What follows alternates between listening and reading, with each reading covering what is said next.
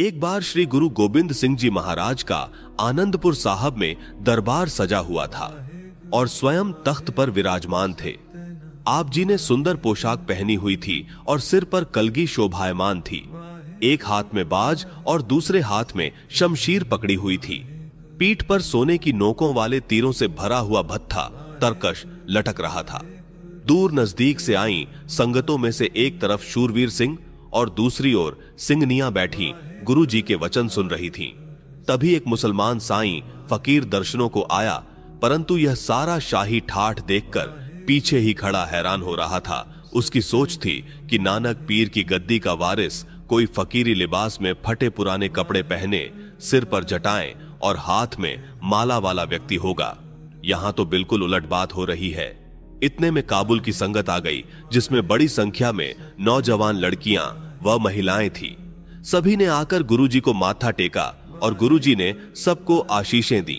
यह सारा नजारा देखकर फकीर की श्रद्धा और भी डगमगा गई कि जो गुरु ऐसे शहंशाह वाले ठाठ में रहता हो वह कैसे भक्ति कर सकता है, और जिसके आगे पीछे सुंदर स्त्रियां घूमती रहती हों वह कैसे काम वासना से बचा रह सकता है।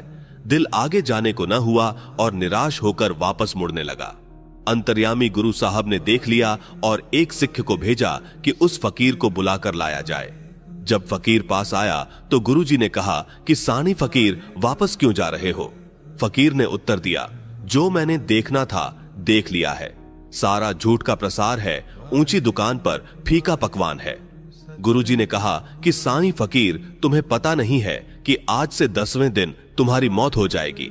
यह सुनते ही फकीर बहुत घबरा गया और गुरु के चरणों पर गिर पड़ा और हाथ जोड़कर विनती की कि अगर यह सत्य है तो मुझे अपने चरणों में थोड़ी जगह दे दीजिए, ताकि मैं यह बाकी के थोड़े दिन बंदगी करके गुजार सकूं। गुरुजी मान गए और उसके रहने खाने पीने का सारा प्रबंध करवा दिया। अब फकीर सब कुछ भूल गया और हर समय अल्लाह अल्लाह का जाप करने लग गया। 4-5 दिनों बाद गुरु दरबार में एक वैश्या अपने साथियों के साथ आई और अपनी नृत्यकारी दिखाने के लिए समय मांगा। गुरुजी ने साफ मना कर दिया कि गुरु नानक के दरबार में नाच और गानों के लिए कोई जगह नहीं है। फिर ख्याल आया कि चलो इसको फकीर के पास भेज देते हैं, जिससे उसका दिल बहल जाएगा। जब वैश्या फकीर के पास पहुंची तो वह कानों पर हाथ रख तौबा तौबा करने लगा और कहा कि इसको यहां से ले जाओ। इतने में गुरुजी भी आ गए और समझाया कि देखो साईं फकीर, आपको अब निश्चय है कि आपकी 5 दिनों बाद मौत हो जानी है, तो आप कोई भी गलत काम करने के लिए राजी नहीं हो। इसी तरह हमें तो यह भी भरोसा नहीं कि जो एक श्वास बाहर गया वह वापस भी आएगा कि नहीं, तो हमारे अंदर बुरे विचार कैसे पैदा हो सकते हैं। खैर, यह तो सारा नाटक आपको समझाने के लिए करना पड़ा। जाओ सानी फकीर, अभी आपकी मौत आने वाली नहीं है और हमेशा बाबा नानक का यह कलाम याद रखना, हे मेरी सुंदर सी जीवात्मा, परमात्मा का नाम जपते हुए रक्ति भर भी देर नहीं करनी चाहिए। क्या पता अगला श्वास लिया जाए कि ना लिया जाए। आओ हम भी जरा सोचें कि जो उपदेश गुरुजी साईं फकीर को दे रहे थे वह खास तौर पर हमारे लिए भी है।